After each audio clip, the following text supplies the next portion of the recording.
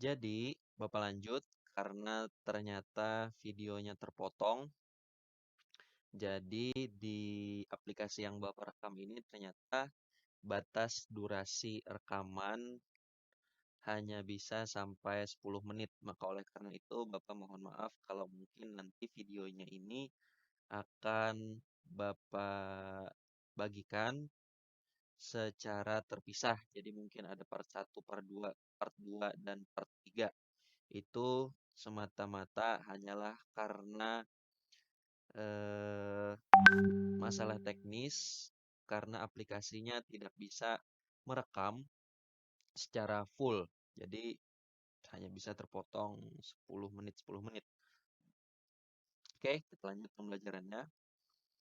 Adapun masa jahiliyah yang akan kita pelajari hari ini, masa jahiliyah itu adalah masa sebelum datangnya ajaran Islam yang dibawa oleh Nabi Muhammad SAW, berdasarkan perintah Allah. Jadi, masa jahiliyah yang dimaksud ini adalah kira-kira sekitar 150 tahun sebelum ajaran Islam datang. Sebenarnya masa jahiliyah itu luas.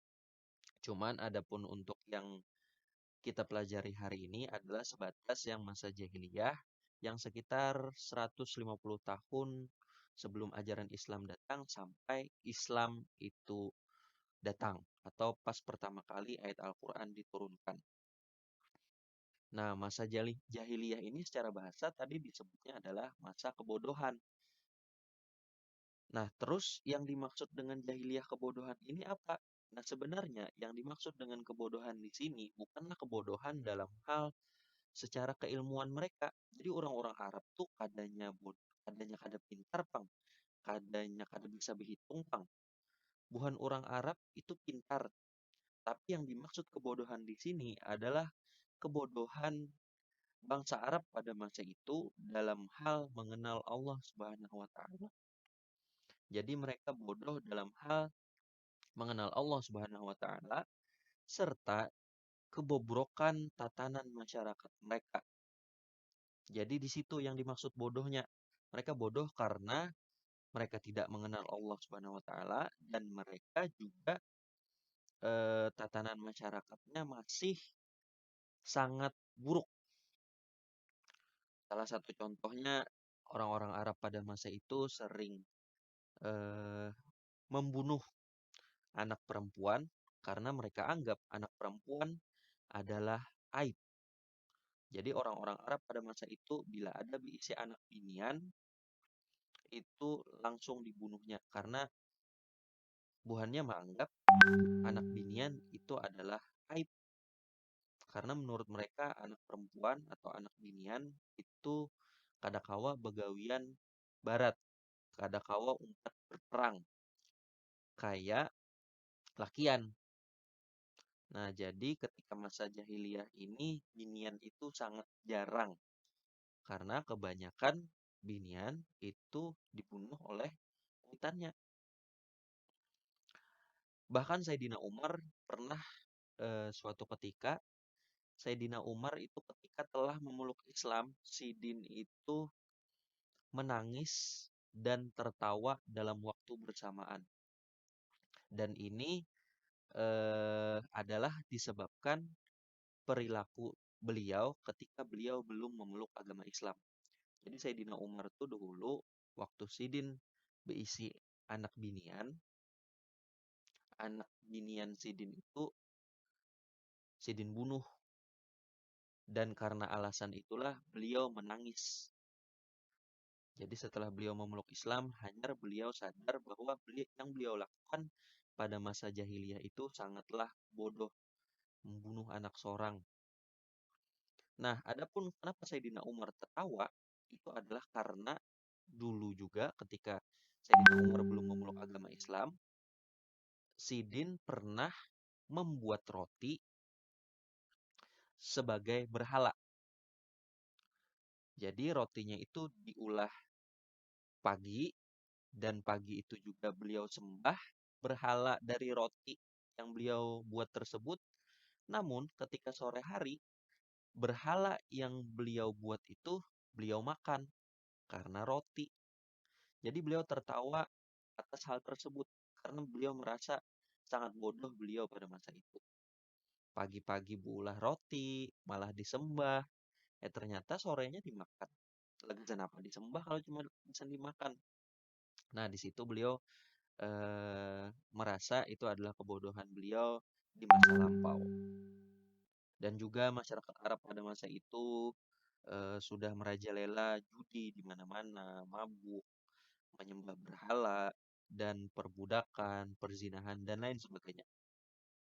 Nah, jadi itulah yang dimaksud dengan masa jahiliyah.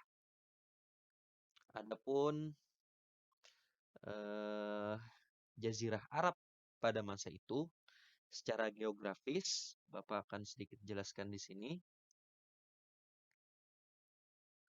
Nah,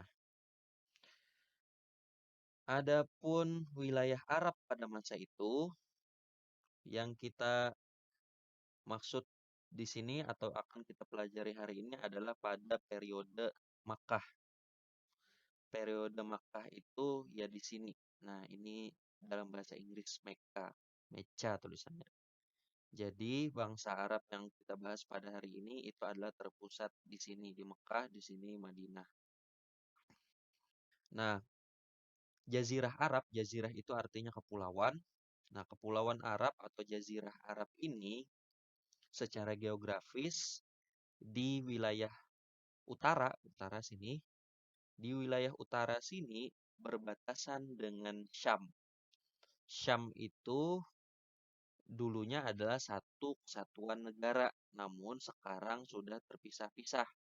Jadi Syam itu sekarang pecah jadi beberapa negara. Syam itu adalah pecahan dari Lebanon, Syria atau biasa disebut Suriah, kemudian Yordania, di sini, dan Palestina di sini. Nah, di peta ini Palestina kada dibuat. Nah, jadi disinilah wilayah Syam dahulu. Jadi Jazirah Arab ini berbatasan lawan Syam di sebelah utara. Kemudian di sebelah selatannya di sini kada terbuat. Nah, di wilayah selatannya ini Jazirah Arab berbatasan dengan Samudra Hindia dan Teluk Aden. Kemudian di sebelah timur, sebelah sini, Jazirah Arab berbatasan dengan Teluk Oman, mungkin daerah sini, Teluk Oman, dan Teluk Persia. Persia itu kalau istilah begininya namanya adalah Iran. Nah, jadi mungkin di sini perbatasan Jazirah Arab. Adapun di daerah barat, ini berbatasan dengan Laut Merah, ini Red Sea, Selat Babul Mandib, dan terusan Suez. Nah, kalau yang Bapak pahami, mungkin terusan Suez itu ada di sekitar sini. Nah, ini yang garis ini. Kalau ada salah di sini yang arahnya terusan Suez. Jadi terusan Suez itu semacam kayak eh, kayak apa ya? Kayak parit, tapi paritnya ganal dan itu kawa dilewati kapal. Jadi terusan Suez itu adalah semacam kayak parit ganal yang kawa dilewati kapal ganal itu supaya orang-orang yang hendak lewat pakai kapal kada calang menguliling lewat sana. Jadi gesan memotong jalan bubuhannya buulah parit supaya kapal kapal perdagangan kau lewat. Jadi lewat terusan sini aja lagi. Nah, kada perlu salang berkuliling ke sebelah sana.